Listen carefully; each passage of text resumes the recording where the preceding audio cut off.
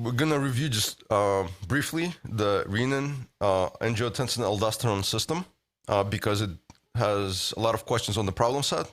And after the quick overview, we're gonna start with the problem set. So in this schematic, which I kind of drew out, what we actually see, right? First of all, what's important to know: your liver always makes angiotensinogen, which it always secretes that into your bloodstream. So whenever you see ending like gen, that's usually indicative that it's a Zymogen. So what is a Zymogen? Zymogen is basically an inactive form, right? To give you another example of Zymogens, in your stomach, right, you make pepsinogen, and then under hydrochloric acid, it becomes pepsin. Same way, you have fibrinogen, right? When you have clots, when you're making clots, let's say if you cut your finger and you're gonna form a clot, and then fibrinogen is gonna become fibrin, right? The final deposition, or when it's pathological, for example, in the MI, right? There's a thrombus, right? Or it could be a vessel that's basically starting to form a clot. You're starting to form ischemia, so that fibrinogen turns into fibrin. The gen of it is not active form. The moment it reacts with something is when it becomes active. So what is this thing that it becomes, combines with to become active? So here you see renin, right? Renin is secreted by the kidneys, specifically by the juxtaglomerular operators, which are found in every kidney, in every nephron, I should say. Every kidney has roughly about 1.2 million nephrons. So with two kidneys, you basically have like about 2.4 million nephrons combined. And these juxtaglomerular operators, they're a combination of cells, right? They have a Pulcescent cell that's a baroreceptor. It measures pressure in your kidneys, right? Second to second, minute to minute. There's also macula densa cells, which is a chemoreceptor. It's very sensitive to low sodium levels, right? So when your blood pressure drops, right, when your blood flow drops to the kidneys, obviously you could understand, right? There's less pressure. Because the blood flow is now moving slower through the kidneys. Those cells around the kidneys, they're pulling that sodium much quicker because the blood flow is now slower. So less sodium is coming to the macula densa cells, less pressure on the Pulcescent cells. So these together, they're called juxtaglomerular operators. And once they sense this drop in pressure and flow, they will secrete renin in your bloodstream, right? And now angiotensinogen is always there, as I said, which is made by the liver. And when you have renin acting on this angiotensinogen, is going to make it into activated form, which is essentially angiotensin I. Right? So angiotensin I is now becomes systemic in your circulation, and when it reaches your lungs, particularly the endothelial cells. Endothelial cells in your pulmonary capillaries. We see there's this special enzyme, right, in the endothelial cells. They call it ACE, angiotensin converting enzyme. So what is the purpose, of this enzyme? The purpose of this enzyme is essentially it's going to take angiotensin I and it's going to convert this into angiotensin II. By the way, angiotensin II is way more stronger vasoconstrictor than epinephrine. So angiotensin II, right, causes significant vasoconstriction, to remember. And once you have angiotensin II becoming systemic in your circulation, it will exert several effects, which we're going to talk about. So first of all, right, it's very potent vasoconstrictor, right? So one, it vasoconstricts. And it not only vasoconstricts your arterial side, right, on angiotensin II receptors, it also vasoconstricts your venous side. And when you constrict your venous side, what happens is basically have a movement of blood from your big capacitance vessels, which are veins, and that blood, right, is mobilized into your circulation. You basically think of it like this: if you have a hose, right, and I squeeze on the hose, the water is going to move on the other end, and that's how it increases our preload and diastolic volume. And when I vasoconstrict your arteries, I'm going to increase my systemic vascular resistance or peripheral vascular resistance. So on the So it vasoconstricts. So on the venous side, we're going to see increase in end-diastolic volume, right? And we're going to see basically increased preload. And all of this together will basically increase our systolic blood pressure. And on the arterial side, it's going to increase our systemic vascular resistance, or sometimes it's called peripheral vascular resistance. And all of this is responsible for increasing our diastolic blood pressure. So if you are trending someone's vital signs, right, you may see increase in both, right, when the system is activated. By the way, this system in your kidneys, right, it's activated hours to days. I want to say more towards day side, right? It's not immediate, right? As you see, like with the epinephrine surge, it's more hours to days, more towards the day side. So one of the effects was, right, vasoconstriction on angiotensin II receptors. The other thing it does, it's going to have receptors on the adrenal cortex. This organ here is found on the top of the kidneys here, right? It sits like this. And what this does, once it acts on, again, angiotensin II receptors, right, when it comes here, it's going to release aldosterone. Where specifically, right, there's 3 zones, right, I talked about on the adrenal cortex. So here we have the adrenal cortex where I'm drawing with pink. Inside there's the medulla. The medulla is what secretes epinephrine, norepinephrine. But the cortex has 3 zones, right? So if you remember kidneys, right, kidneys have GFR, glomerular filtration rate. There's 3 zones, 1, 2, 3. So zona glomerulosa, zona fascicularta, and zona reticularis. The one we are particularly interested in is zona glomerulosa, which secretes aldosterone. And what aldosterone does, it acts on the kidneys, right, to retain salt and water. And by retaining salt and water, it's going to, right, secrete potassium, right? I will show you another diagram how it does it. But basically, by retaining salt and water, it's going to release potassium into the collecting duct and into your urine. So you have, they call it caliuresis or caliuria, right, from potassium, right? If you heard hyperkalemia, hypokalemia, so when they call it, potassium in the urine, they call it caliuria or caliuresis. So the role of aldosterone, right, is basically sodium and water retention, because water follows the sodium, and so it will retain this, and it will release potassium into urine. So that's another effect. So first effect we talked about is vasoconstriction of angiotensin II. Second effect, it's aldosterone release by the adrenal cortex, which retains salt and water. The other thing that angiotensin II does, it acts on hypothalamus, specifically the posterior pituitary gland. And the posterior pituitary gland, right, is going to increase your thirst, right? And it's going to secrete this. This is AVP. This is arginine vasopressin, or they call it ADH, right? Antidiuretic hormone, the same thing. And what this ADH does, it acts on the distal tubule, right? The collecting duct. It's going to basically put aquaporins. It's basically water channels, right? So if this was my nephron and this was my collecting duct, what ADH does when it comes here, right?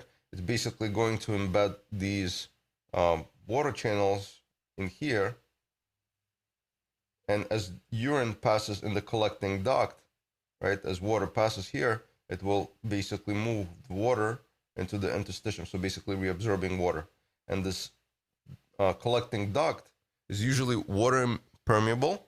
However, right, when ADH comes and it acts on this collecting duct, it becomes water permeable. So it's under the influence of antidiuretic hormone, right? And as the name implies, right, antidiuresis. So if I have a lot of antidiuretic hormone, I'm going to reabsorb water from the urine. So I'm going to pass very concentrated urine. And it's good in the sense that, if the body's trying to preserve, right, my blood pressure, I want this water to basically go into the body to preserve my blood pressure. And we see the secretion of ADH.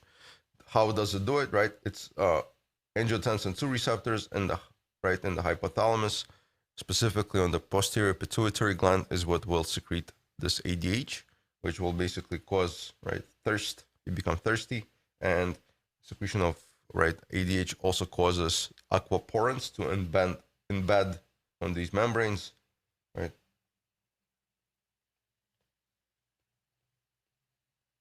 And what these aquaporins are, they're basically channels in this collecting duct that will reabsorb water, right? So this is the effects of angiotensin II, right? How it will cause its effects. I drew this, a little schematic here, right, in the lectures. Hopefully you guys seen it, right? Just to show you again, right, what exactly happens so that everyone is on the same page. If you're still confused about anything, ask me, right? Here I drew your venous system, right? The venous side, this is your arterial side. And I gave an example, right, where someone got stabbed, right? You see right there, hemorrhaging blood, right? So someone got stabbed, and if someone is stabbed and they're hemorrhaging, right, what do you suspect their blood pressure is? Is it going to be high or low as the time goes by? Low. Low, right? The blood pressure will decrease, right? As Angel said, very good. So we see this first vessel, right, that's coming here. It's called the afferent arteriole, and it's going to come to your nephron, right? And if you got stabbed and you're hemorrhaging blood, you obviously understand less blood flow, less pressure, right? So if less blood flow is going through the kidneys, right, these cells, the juxtaglomerular operators, right, as I was showing, they're going to say, all right, the blood pressure is dropping. So these beta receptors on the Pulcison cells, they're going to start releasing renin. Also, if the blood pressure is low and there's less blood, the flow of blood is going to be slower, right, in the nephron. So these cells, right, that are basically pulling, right, all these electrolytes on cations, they're going to be able to extract them much faster because the blood is moving slower. So less sodium is reaching this distal portion of the nephron. The moment it reaches these maculodental cells, they'll say, oh, again, less sodium, that means I need to release renin into the bloodstream, right? So all of these things release renin. And renin, when it becomes, systemic in your circulation, right, is going to react with angiotensinogen, which we talked about, right, already, which is found in your bloodstream. It's a Zymogen inactive form, but the moment they combine, right, with renin, it's going to become angiotensin 1, right, under angiotensin converting enzyme. As it bypasses the lungs, right, it's going to convert into angiotensin 2. So this is, again, is a very potent vasoconstrictor response, right? And what I wanted to show you guys, maybe I'll have enough space here to draw it.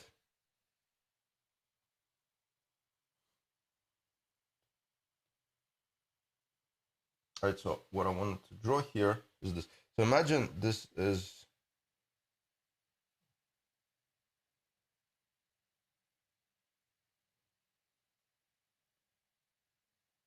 going to be your left side. Draw the right side.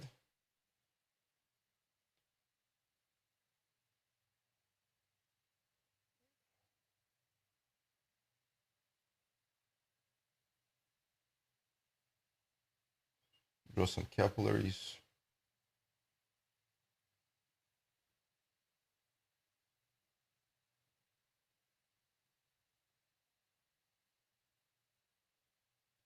All right. There's some venules.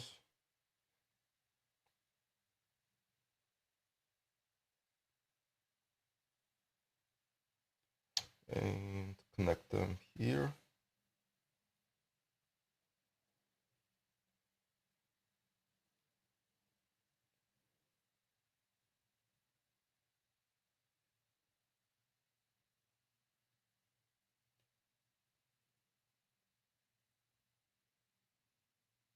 All right.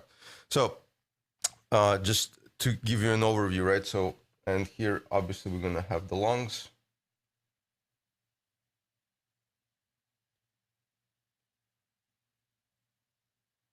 So what I want to kind of point your attention, on in terms of angiotensin II,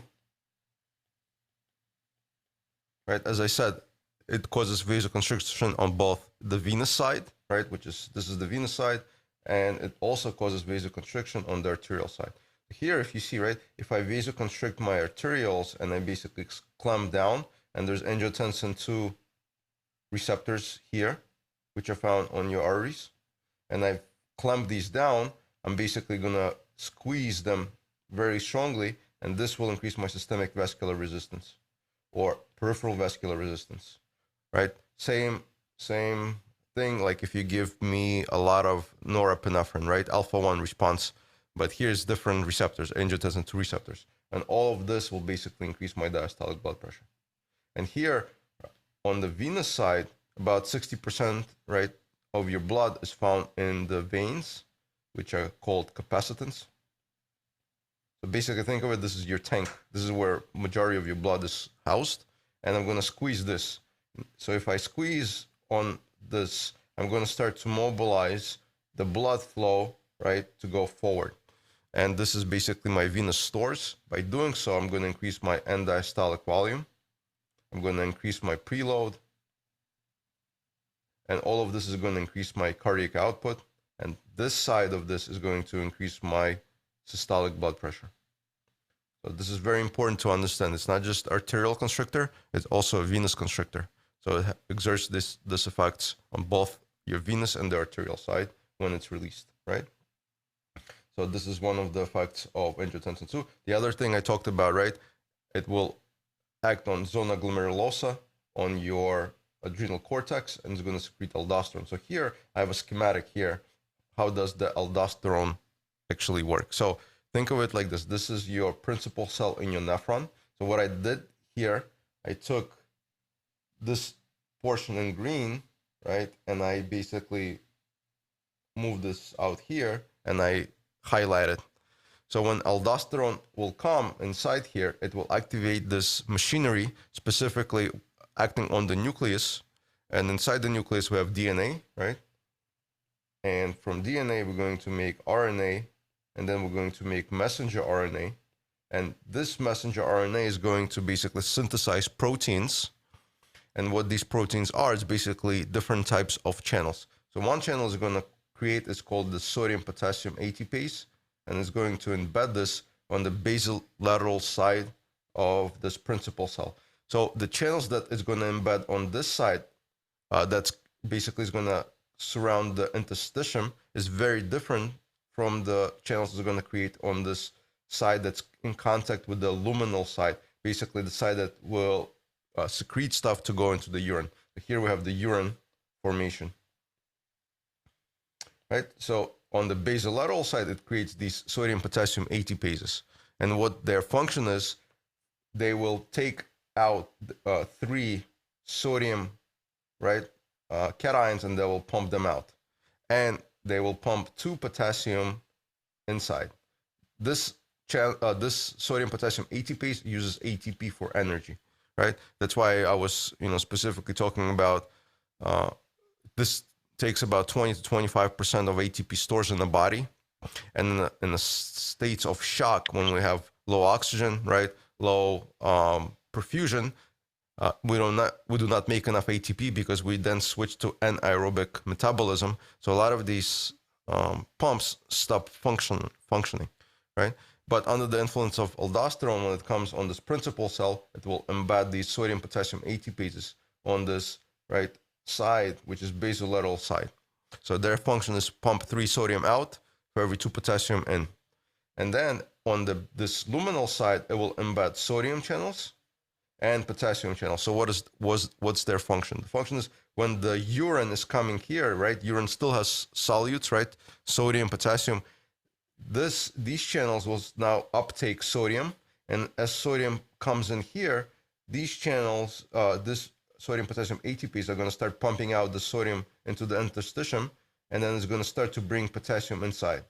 And these potassium channels that were now embedded here, secondary to the action of aldosterone, they will take this potassium that's now coming here, that's being exchanged with sodium, and this potassium is going to flow to these channels. So, and as I said, right, this is leading towards urine. So you have losses of potassium. So losses of potassium, we call it caliuria or caliuresis. So what did aldosterone basically do? Aldosterone came in, right, embedded the sodium potassium ATPases. So sodium is leaving, potassium is coming in, and as the urine is coming through this part of the nephron, right, sodium will be uptaken and potassium will be secreted. So we see, right, sodium reabsorption towards the interstitium. So this goes into interstitium, it will be reabsorbed in the body. And then we have caliuria, right, secretion of potassium into the urine. So this will further help us, right, with sodium and water retention. It will help us increase our blood pressure. So that's another function of, angiotensin II here, right? And then basically, I talked about some of the drug targets, right, that you guys may see, right, to basically stop the system from working.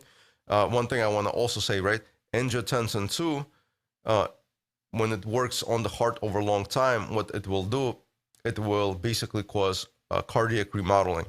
And truly speaking, it's causing pathological cardiac remodeling. That's what you see in CHF, right? This dilation of the heart that's becoming bigger, less contraction. So angiotensin II, on top of all these things I just talked about, it also causes pathological cardiac remodeling. And, doctors want to avoid that.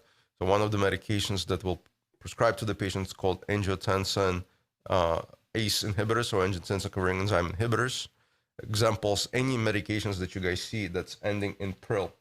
So if you see a medicine that ends in pril, like captopril, enalapril, right? That is usually indicative of it being an ACE inhibitor, right? And what does it do? It basically does not allow this ACE enzyme to work, and it doesn't convert angiotensin 1 to angiotensin 2. Another site, right? I can give you a medicine that works on these receptors, angiotensin 2 receptors, and they call these medicines ARBs, or angiotensin receptor blockers. And those are sartan drugs like losartan, right? So they will block the angiotensin 2 receptors, and if I block the receptors, you can obviously see, right, it cannot exert its effects. Another Nicola, I have a medicine. question. Yeah, go ahead, Lindsay. So with the ACE inhibitors, because you were saying that the angiotensin works over like hours to days. Yeah. Do the ACE inhibitors, they work quickly, or do they work like hours to days too? No, the medicine, right, once you reach the therapeutic index, they start to exerting their effect. So they will work on this enzyme. By the way, this enzyme also does a few other things. So in the lungs, right, we also make this thing called bradykinin. And this is our normal vasodilator, right, that we make in our body. And ACE enzyme also converts this, right, bradykinin, acts on it.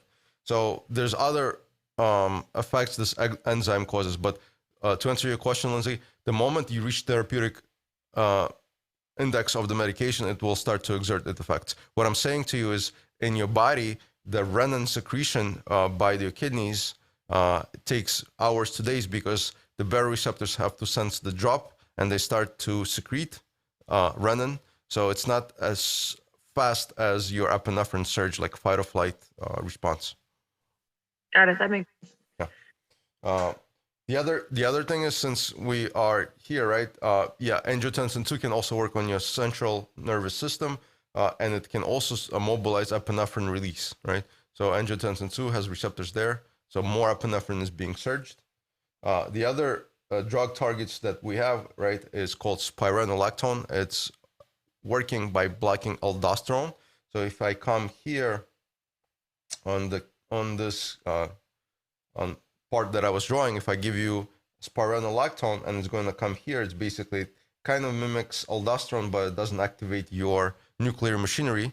So I'm not making these channels on the nephron, right, on the basoluminal side, right, and also on this side here.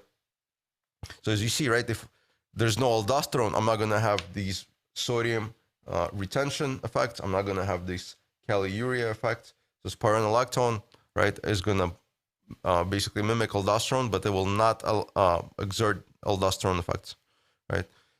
The other thing, medication we talked about here, What else we talked about? Oh, right. So diuretics, right? Loop diuretics. So we talked about furosemide. That's actually in your protocol, right? That you give in congestive heart failure patients. And the way that works, right? In this part of your ascending thick part of loop of Henle, right? Ascending thick part of loop of Henle. We have this transporter. It's called sodium potassium 2-chloride transporter. So as the urine is coming through this part of the nephron, this channel here is going to basically uptake sodium, is going to uptake potassium, is going to uptake 2-chloride, right? It's going to pump it into the interstitium. And what furosemide does, right, it's going to basically have, let's say this is the channel, right, that's basically moving these ions out. Furosemide is going to come and is going to attach on this channel and is going to block it, right? So furosemide blocks this channel. So if I block this channel, you could see, right? Sodium is not being reabsorbed, potassium is not being reabsorbed, chloride is not being reabsorbed. So more of this is going to come into this distal collecting duct and is going to basically be secreted into the urine. So you have diuresis, right? Loss of fluid. You have nitriuresis, so loss of sodium. So if sodium is leaving the urine, water is going to come with it. So diuresis, nitriuresis, and you have kaliuria, right? Which is being secreted. So furosemide is non-potassium sparing diuretic. So that's why a lot of patients who are on furosemide are going to be receiving supplements like K-Dur. K-Dur is a potassium supplement. That's why you guys want to be cautious in the field giving a lot of Lasix, which is furosemide, because you may alter the patient's electrolytes, and especially potassium, which is could be very dangerous. Why? Because we cannot replenish potassium stores quickly. We have to give it very slowly over time, IV, right? And if the patient loses a lot of potassium, they may go into dysrhythmias, and they could be lethal, right? So this is something to keep in mind. So I think we talked about all of this. So in terms of your congestive heart failure effects, right, you could watch the videos for that. I'm not going to spend some time discussing that. I think I talked about that in those lectures. Any questions about just the overall picture about renin-angiotensin-aldosterone system, or aldosterone axis as it's called in some books? Anything that's confusing here? So why are loop diuretics preferred over like potassium sparing diuretics? It's not that they preferred, is that they can mobilize a quicker response. So like with sodium, right? If you block this portion of the nephron, you have, I would say, quick response, and you have a lot of diuresis. So if you want to offload a lot of fluids relatively quickly, you give it, and it's a fast acting. Like if I give this drug within minutes, if you don't have a bad pen, they're going to urinate on your stretcher. I'm telling you that now. So be cognizant of that. So furosemide is relatively quicker acting. That's why it's in your protocols, because it was, working relatively fast. The thought process basically was this, right? You have someone with congestive heart failure, they're retaining fluid, and it made sense, right? We give them nitro to vasodilate, we give them C-Pep, and we give them furosemide to basically, diurese. But you don't know their electrolyte status. And the other thing, you don't know their, truly speaking, their fluid status, because even though they may be retaining, like it could be edema, but you are removing fluid from their, right, from their blood, from their plasma. You're not really pulling that fluid out of their interstitial space. So you may cause, dehydration for these patients and electrolyte abnormalities. A lot of medications, by the way, you have when you formulary, for the most part, they rather, work relatively quickly, right? Because in the field, we want to, have the effects relatively quickly. That's why it's called, right, emergency medicine, right? Not, internal medicine where you give stuff and it takes days to work. Any other questions? Yes, Nick. Hey. Yeah. So why and how is the diabetes affecting kidneys and causing chronic renal failure? Is it because of the size of the glucose cell, or? Milan, can you? It wasn't clear. Can you say it again? Sorry, something's up with my speaker. I'm not It's better now. It looks Okay. sounds better. So how is diabetes affecting kidneys specifically? Is it because of the size of the glucose cell? How is what affected? I'm like, Diabetes. the kidneys affected in, like you say, in chronic failure. Diabetes. In diabetes. Oh, in diabetes. Oh, sorry. Okay. So here's the thing. So what happens in diabetes, right? In diabetes, because of lack of insulin, either you're not making insulin, right? Or your receptors, your insulin receptors are not as functional like in type 2 diabetics, right? So your circulatory system, right? Over here, right? And here, there's a lot of glucose, right? A lot. Like, you check someone's sugar level, 300, 400. Let's say they're not, taking their medications, right? So over a lot of the time, what you're going to see is, right, there's a lot of sugar and it cannot be reabsorbed. So first of all, it starts to get dumped into the urine.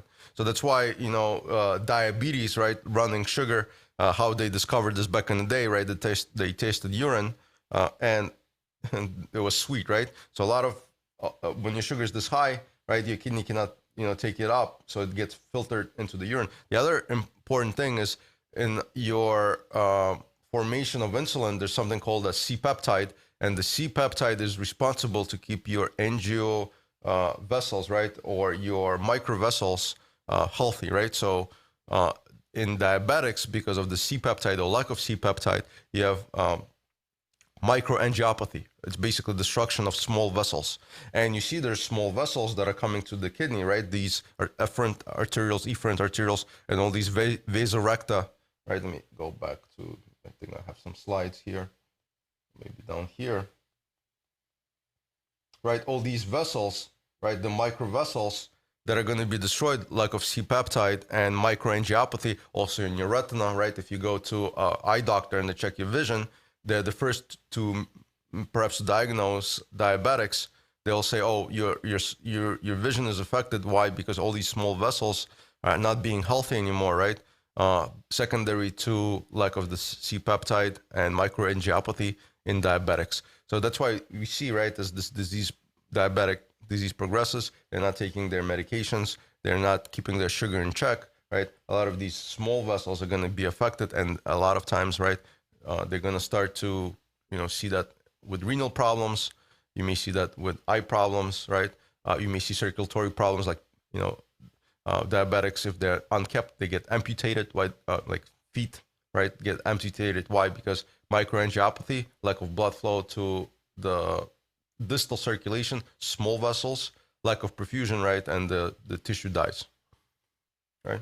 Hopefully that answers your questions, Milan, or? Thank you. Yeah. Okay.